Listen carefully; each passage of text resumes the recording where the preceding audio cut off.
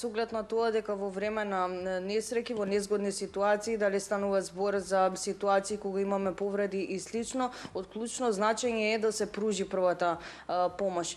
Генерално ќе прашаме колку сите ние знаеме да пружиме прва помош, но најважно од се и најважното прашање е колку и младите знаат да пружат прва помош. Ова утро заедно со мене госпоѓа Емилија Чутановска од Црвениот крст. Да и посакаме добро утро. Добро утро до сите гледачи на телевизија Телма. Уште веднаш ќе ве прашам на самиот почеток, според вас колку младите знаат да пружаат прва помош? Па сметам дека знаат да пружаат прва помош, затоа што првата помош едноставно се учи од секојдневниот живот. Некој пат може би доволно и човек да слушне некој сознанија во некои ситуации како реагирал,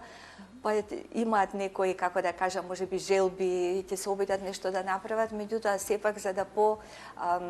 лицата правилно пружаат, да не се изложуваат на опасности, да не ги фаќа страх и така натаму, мислам дека сепак треба секој што се вика од било која возраст, па макар и од градинка како се водат тие, уште од мали нозе да почнат да имат некои сознание за да понатаму како нели во животот растат, ги сознаваат сите чекори и опасности што демнаат, како да пружат прва помош, како да повикаат прва помош и затоа ние тука во Црвениот крст на град Скопје, односно Центарот за обука по прва помош,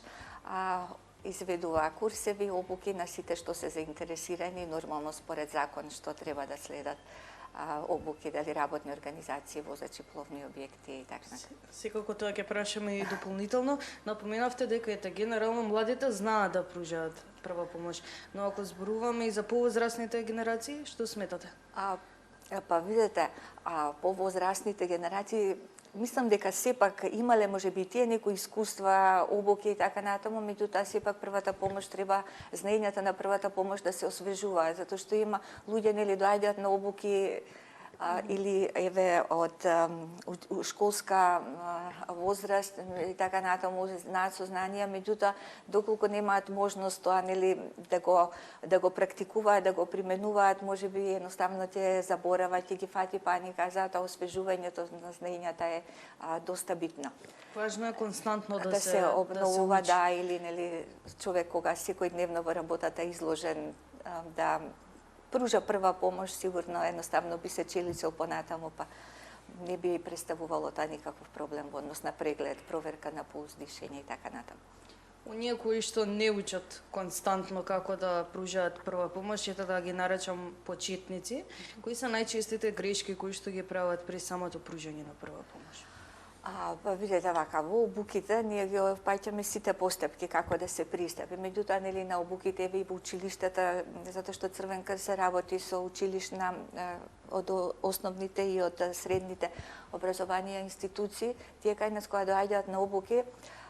некој пат грешките што ги прават не се свесни за опасностите што демнеат на самото место на настанот, понатаму паника, страв, едноставно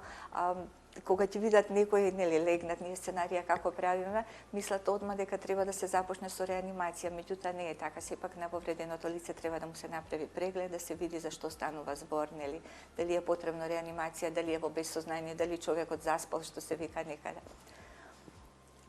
Сакам да напоменеме нешто и за обуките кои што ги споменавте пред малку пред самиот крај. Имено, дали еве младите се заинтересирани токму за тие обуки, бидејќи напоменавте дека навистина многу од нив знаат да пружаат прва помош? Па видите, со оглед да Црвениот крст, ја мислам дека во нашата земја е препознатлив баш точно по првата помош, затоа што тоа е единствена институција која што упорно нели се бави со обуки, со вежби, сценарија, учествува Црвениот крст нели на многу меѓународни вежби поврзани со катастрофи и така натаму, дека првата асоциација на Црвениот крст метам дека е првата помош, затоа што еве вистина искрено ќе спомнам, има некои градинки што постојано преку лето ги носат кај нас во центарот, што се вика од 4 годишна до 5-6 годишна возраст, им е така интересно стилот, добиваат желба, доволно едно ханзапластче фластерче што ќе залепат, се толку радосни, весели дека му помогнале на другарчето, како да кажам. А во однос на основните училишта, средните, таму исто секоја општинска организација на Црвениот крст си има свои младински клубови, како да кажам, каде што доаѓаат младите покажуваат интерес нели за Црвениот крст, па таму се надоградуваат со некои обуки нели во однос на првата помош, промоција на хуманите вредности, помагање нели на социјални ранливи категории, значи ја имаат желбата уште од млади нозе да помагаат, па стануваат активни, да речам, членови, волонтери на Црвениот крст, многу мина од нив кои што поготово поминале низ тие надпревари по прва помош, понатаму стануваат наши демонстратори во однос на обуките, па некои од нив нели како се запишуваат на факултет, ги имаме тука предавачи. Инаку во однос на надпреварите сакам да кажам, а тука значи училиштата, од основните, од средните, секој општинско училиште нели си бира екипи, имаме општински надпревари, значи на ниво конкретно да зборуваме на град Скопје, каде што се вклучени сите основни училишта и сите средни училишта на територија на Црвен крст, нели центар што ги опфаќа, или Карпош, Кисела вода, Гази Баба Чаек. Така да врз основа на првите места, оние значи од основните училишта што ги добиваат првите 3 места од општинските организации на Црвен крст, нивниот надпревар се сведува на општински надпревар, значи надпревар на Црвен крст на град Скопје, се бираат најдобрите 3 екипи, значи од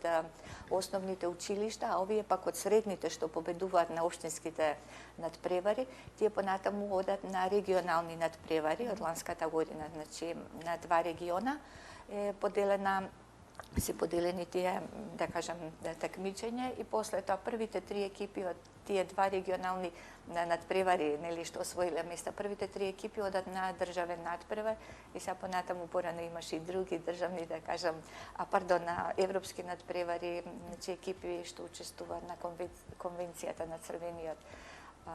крст за прва помош, на конвенција на прва помош европска, така да за жал последниве години тоа е малку ограничено, меѓутоа се надеваме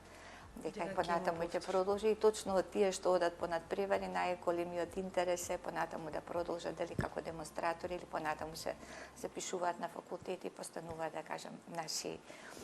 соработници. Убаво да се слушне дека има интерес токму за ова. Ви благодарам многу за одвоеното време и што имавме можност за овој утренски разговор. Благодарам.